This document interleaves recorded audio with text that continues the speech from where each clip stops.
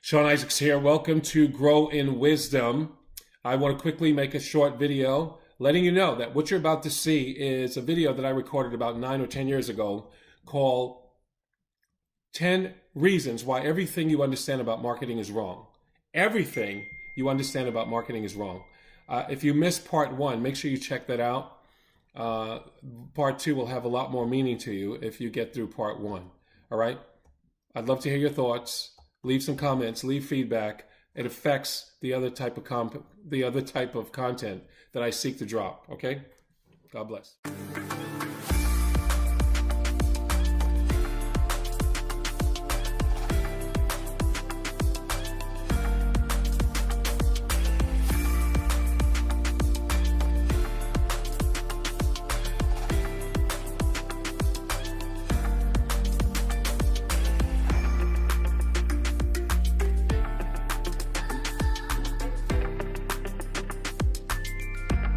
Now, I had to take a break from that last video. If you saw part 1, there came a point where I had to kind of take a break real quick. So I'm back and I'm ready for the last part of this, why everything you understand about marketing is wrong. Why everything you understand about marketing is wrong. So we went through the first 10 points and 8 points. Why don't I recap them for you real quick? What you know about marketing is not important. Understanding is critical. We talked a little bit about the 4 P's of marketing and why I don't think they go far enough. I said to you that marketing is the strategies, tactics that are used to identify, introduce, create, sell, and maintain satisfying relationships with past, present, and prospective customers that result, that's the key, that result in value for both the customer and the marketer. I also said to you that marketing is everything. It's what you do and say to tell people who you are, what you do, and why they can trust you. Those are critical, very important things. Then we begin to talk about how I believe or why we say that marketing is everything. Marketing is not just a necessary evil. Marketing should be how you think. Should be the belief within your heart. You know, I remember years ago I was going to write a book on marketing, and a part of what I had in there, one of the chapters were marketing is a mindset. And that's key. It's a mindset. What is your mind set to when you think of marketing? Do you think it's something I do when I have the money? Because you don't need money to do marketing. All right? And if you missed the first part where we get into some of that, you really need to look for that video, okay? Or the audio. If you got the audio version of this, then obviously you'll have part 1. So most marketing efforts, we said that marketing is everything. It's how you answer the phone, your sales processes, customer service. It is everything you do to tell people who you are, what you do, and why they can trust you. Most marketing efforts, we said, number 6, most marketing efforts try to sell too early in the process. They have not built relationship yet. And so their marketing message is missed because it has no real value to it. And when you don't understand this, what ends up happening is you compete on price all the time. And when you compete on price, there's always a Kmart or a Walmart that can put you out of business. Okay? There's always somebody who has more money that can sell what you're selling at a better price than you are. And that's why you need to identify and know what is your unique selling proposition or your unique selling value. It's a very important thing. If you'd like to learn more about that, you can find out more at Isaac's Marketing Group. It's not a cheap plug. We have actually a free resource that we give away on how to identify and determine what your unique selling proposition is, or your 15-second commercial. All right, elevator speech. Maybe you've heard the term.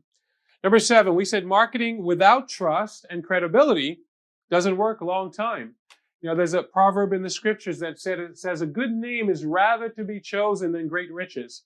And a lot of people are focused on the money as opposed to being focused on building value, trust, credibility, and which leads to a relationship which creates long-term business and, more importantly, repeat sales and referrals. That is critical. That long-term idea is very important. And then lastly, we said that your marketing does not create the need, it directs the need. Now, what I want to do is I want to deal with the other few reasons that I say what you know, why I say what you know or what you understand about marketing, 10 reasons why what you understand, everything you understand, or no. Actually, we have no there. I thought it should have been understand, but 10 reasons why everything you know or understand about marketing is wrong. All right. So let's get into the other reasons. Now, number 9. The 9th reason why everything you know and understand about marketing, again, dealing with the heart level, not just the head, which is knowledge, but the heart, which deals with comprehension and your belief. It deals with what you believe, okay? It's not how many people you reach, it's how many people you convince that matters. Now, often I get calls and people are like, I'm advertising on television or cable, or the newspaper person called me and said that I could reach this amount of people. I remember talking to a guy a few weeks ago. He was comparing radio to television, and somebody told him he could reach 8 million people in New York City. And I'm like, you can't reach 8 million people. There's no media in New York City that reach 8 million people. What they gave you is reach in the sense of the people that could possibly be exposed to that message if all of them turned on the medium, if all of them read the newspaper, if all of them watched the actual cable channel. Okay? So reach is important, but it's not nearly as important as how many people you're able to convince. And what is the distinction there? Why is this important? Convincing has to do with what your budget can sustain, or what your budget can provide in the form of repetition or frequency to convince your prospect to do business with you. So if you are running a newspaper ad and you can only run one ad a month because you bought a full page ad in the newspaper for $3,000, I'd prefer to buy 6 quarter-page ads for $500 and run that over a 6-month period. Or I prefer to run a bunch of classified ads. Why? Because I can get a lot more frequency. It's not how many people you reach that matters, it's how many you convince. In the radio business where I work with a local radio station in New York, people call up all the time and they want to know what is the most popular time where I can reach the most people. And I say, well, that would be morning drive, 6 a.m. to 10 a.m. It costs you about $200 per commercial, and you are going to reach, if you ran commercials throughout the week, you're going to reach somewhere between 400,000 and 600,000 people that week. Okay, and they get excited. The problem is, though, in order to run 10 commercials at $200 per commercial, that's $2,000. And what are you going to do that in a month? If you ran 10 commercials in a month, no one would hear it. That's what, 2 commercials a week, 2.5 a week. And so you need enough frequency for anyone to even pay attention, because there's so much clutter when it comes to marketing or advertising ads that nobody even sees or hears your spot or your ad, until a few times after it actually runs, unless the promotion is irresistible. If you came on radio, for example, and you say the next 10 callers get $1,000, all you need to do is run one ad. And so what's the key there? The message, the strategy you use can minimize the amount of spots or commercials you need to run. And you can take what I'm sharing here and apply that to any platform, whether you're doing pay-per-click ads or billboards or anything else that you're doing, whether it's a small billboard or a big billboard, whether it's a small banner ad or a big banner ad. It's not how many people you reach, it's how many you convince. You convince through repetition and frequency. You know what you want? You want somebody to wake up singing, "The best part of waking up is Folgers in your cup." If you're not old enough for that, you deserve a break today at Mickey D's, right? Well, here's the interesting thing. You never bought the album, did you? You didn't go out to Folgers and say, "I want the album of the latest, greatest hits of your commercials." No, I'm being funny now, and that's not too funny according to my kids. But here's the thing. The point I'm trying to make to you is no one sat down to memorize that commercial. You didn't buy the album and sat down and listened to it 100 times. The best part of week. No, you didn't do that. Through repetition, you heard it. How do you spell relief? If you're old enough, ROLAIDS. You don't remember what you saw, you remember what you heard. And there is a little nugget here. People ask me, why do I stay in radio when I know so much about marketing and I could be doing so much more? Here's why I love radio. Radio audio bypasses mind, will, intellect, and goes right to the heart. And the heart is where you make decisions about buying. All right, so I'm tempted to get really excited about that. And my video guy is telling me that the video only has so many more minutes. So I'm going to speed this up so that I can try to get through this stuff for you. But remember that it's not only how many people you reach, but it's how many you convince that matters, okay? You need to convince them, and you convince them through repetition and through the strategy and the words you use. And I would prefer to reach 1,000 people 100 times than reach 100,000 people what did I say? 1,000 people 100 times? I'd prefer to reach 1,000 people 100 times than reach 100,000 people 10 times. You'll reach a lot more people, but if they don't understand, that's the key. Just hearing it is not enough. It has to go to the heart level or bypass the reticular activator. All right, that sounds pretty smart. All right, bottom line is it has to get into the subconscious mind, and that's where people make decisions. Let's go on to our next point. Why everything you understand about marketing is wrong. Many people think of the sale when they are doing their marketing. Whether they're selling, all they're thinking about is, how do I close this deal? And you may say to me, why in the world would I make a video like this for free? Honestly, the principles and the things that I'm sharing here could be worth tens of thousands, if not hundreds of thousands of dollars to your business if properly and accurately applied. Why would I give it away for free? Because I understand that when you begin to see me as an expert at what I'm doing, you'll begin to ask me questions about what you're doing. That's pretty cool. I just made that up. So let's listen. Never think I must close or make this sale only. That's how a lot of people go into their selling processes. They're thinking, I got to close this deal. I got to make this sale when I run this ad. I got to get, if people click on my likes, I got to get some customers from it on Facebook. If I do pay-per-click ads and they click, and I got 10,000 clicks, every one of them have to become a sale right now or else. See, that's the wrong way to approach it. What you should do is look at, what can I afford to use in my marketing efforts consistently to grow my business? And then you do that consistently, whether that's $50 a month or it's $50,000 a month or $500,000. All right. So never think I must close or make this sale only in your marketing efforts. The Bible says that as a man thinks in his heart, so is he.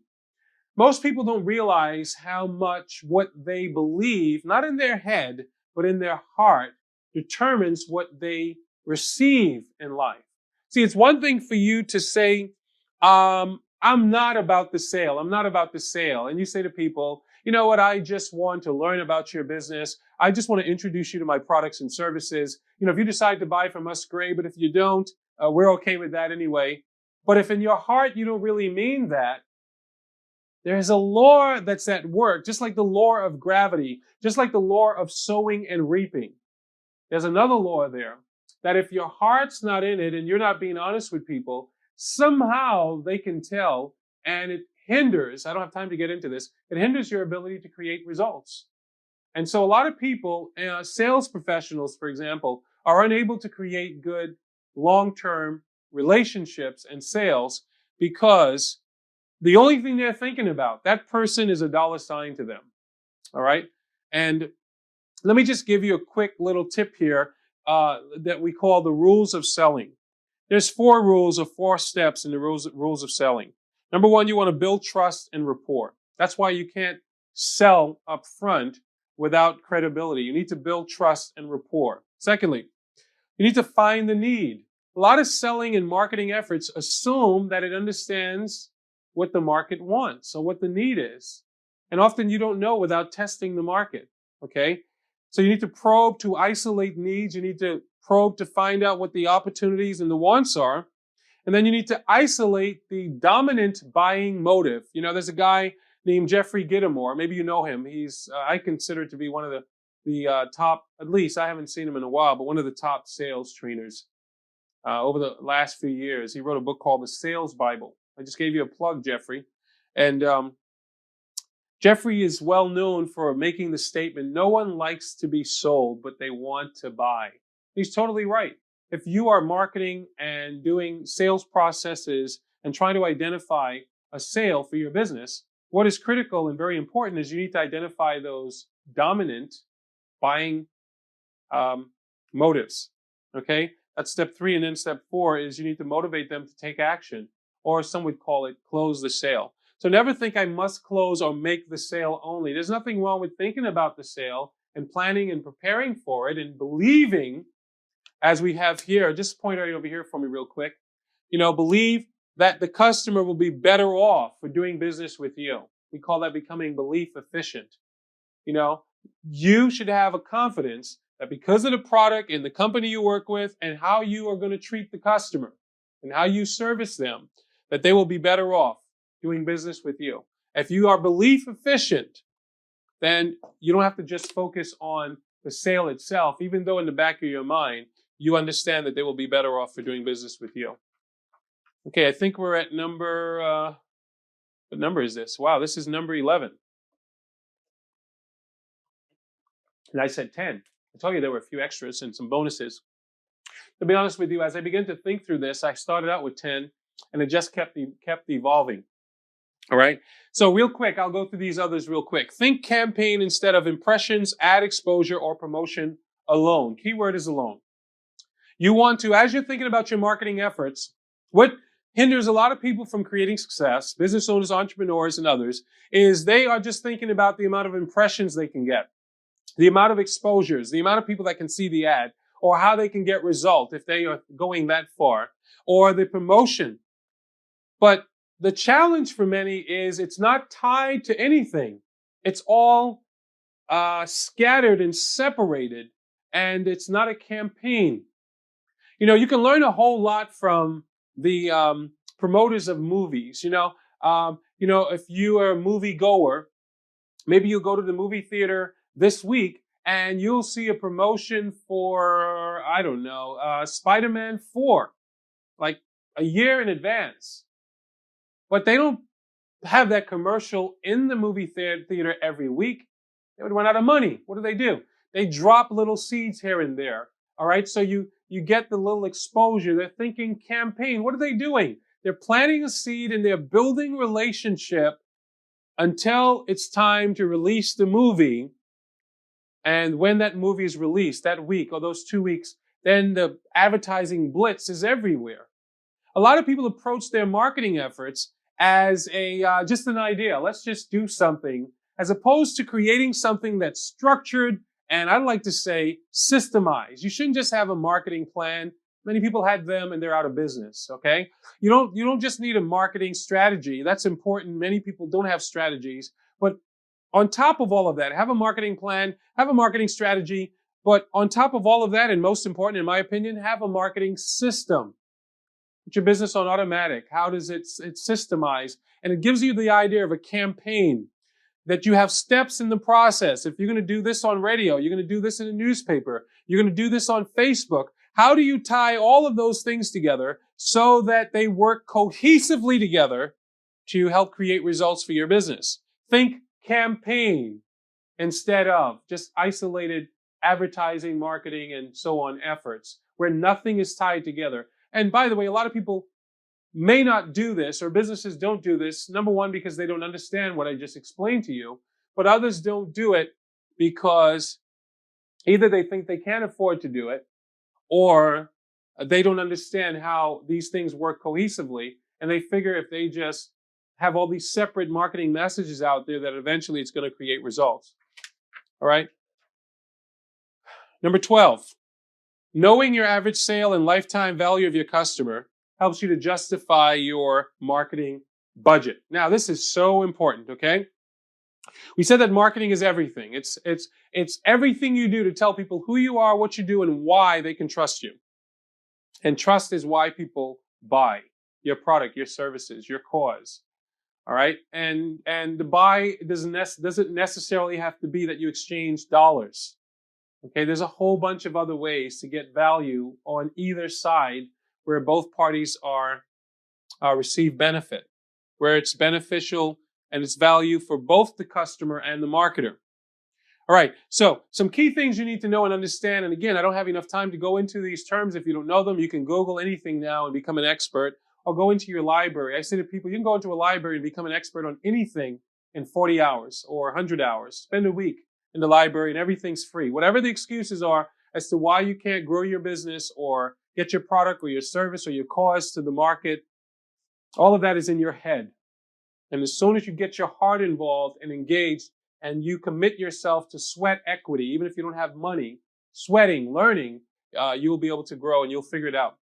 Knowing your average sale and the lifetime value of your customer helps you to justify your marketing budget. Now, whether you're spending $50 a month or $50,000 a month, I'm a big believer that you should figure out a marketing budget.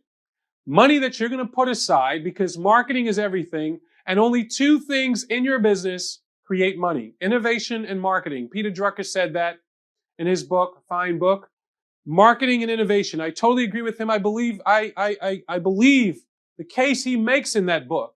And I would give you the name of it if I can remember it right now. But marketing and innovation are the only things that create revenue. Everything else is a cost. That secretary costs you money. She may help the business to function and to run along.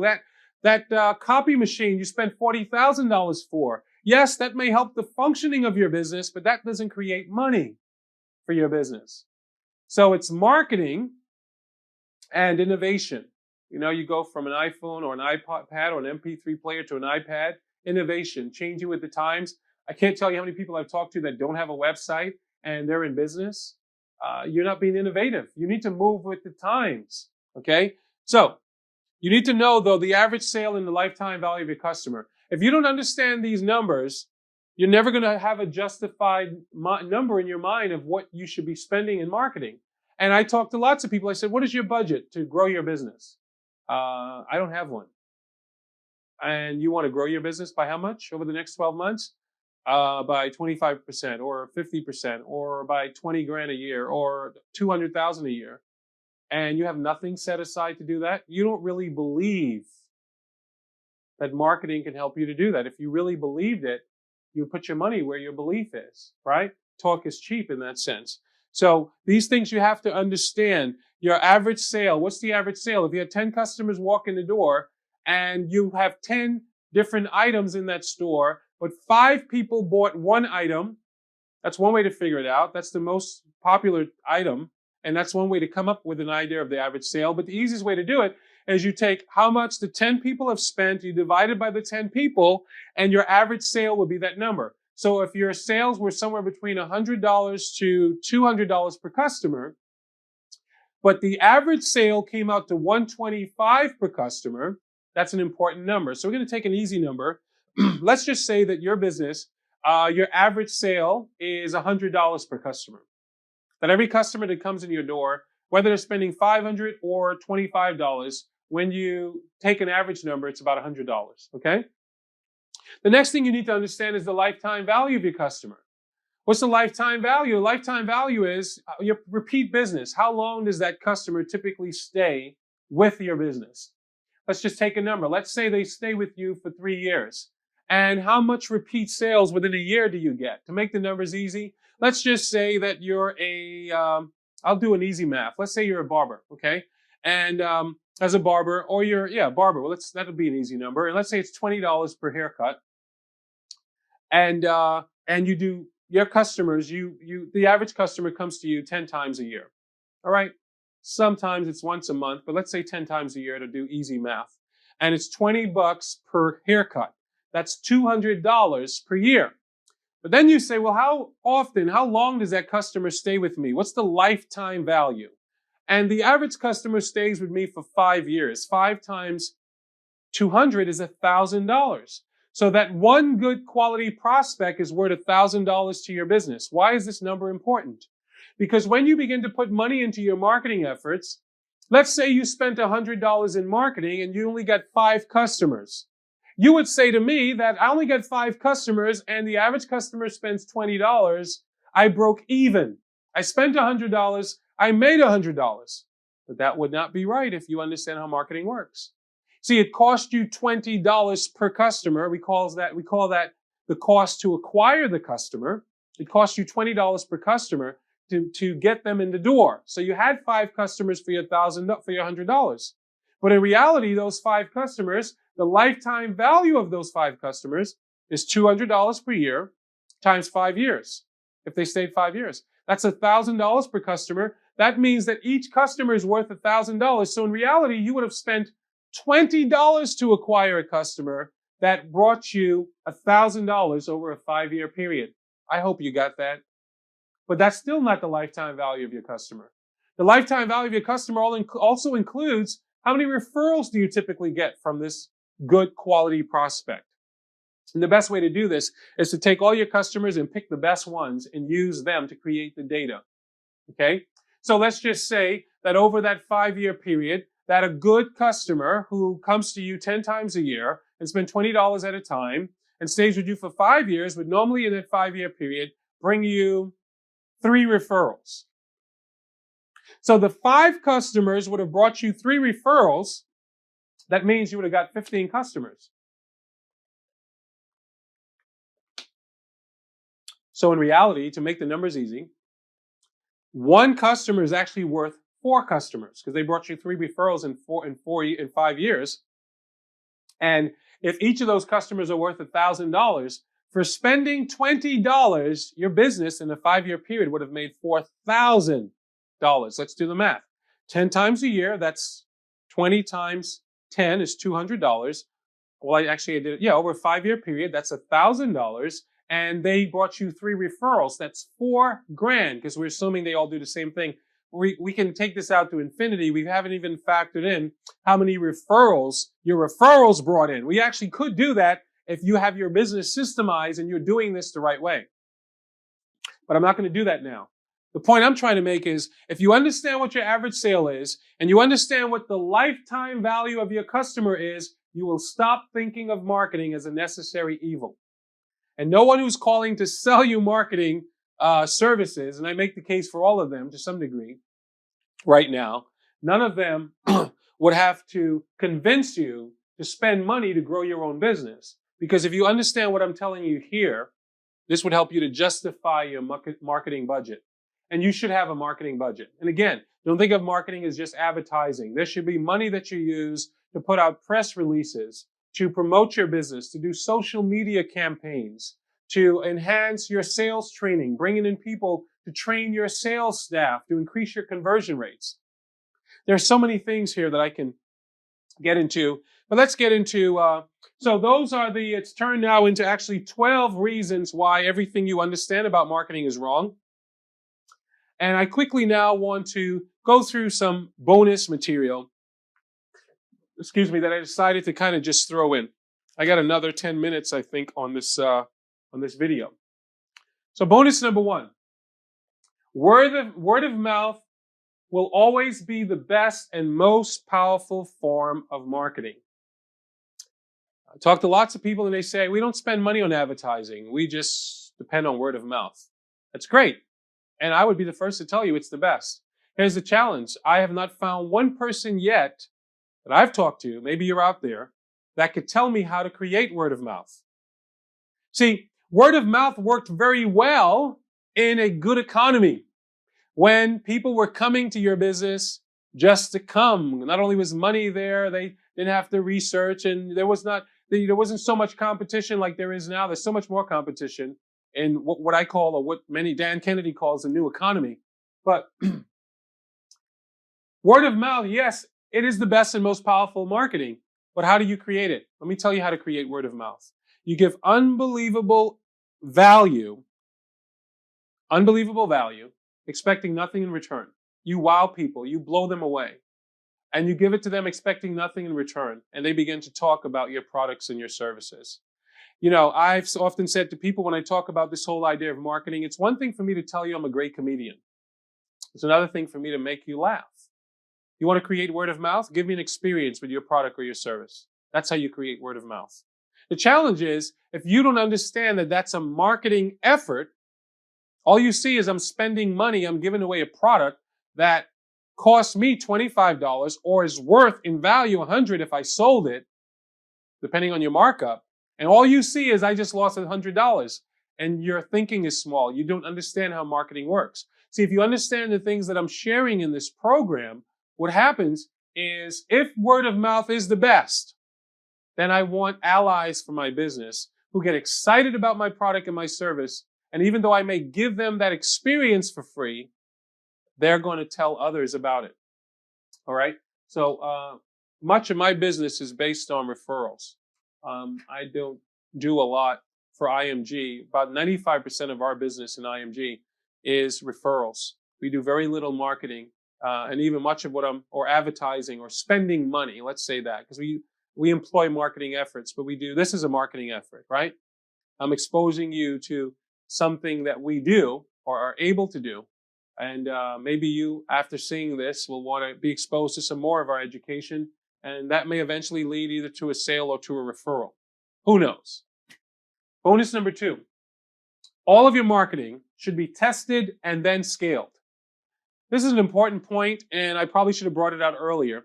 But again, there are a lot of people who have, let's say, a $10,000 or $20,000 budget, and they just throw it out into the marketplace, thinking if I just get it out there and I just say it enough and I say it creatively enough, or I say it enough times, that it's going to create results. And no, it doesn't.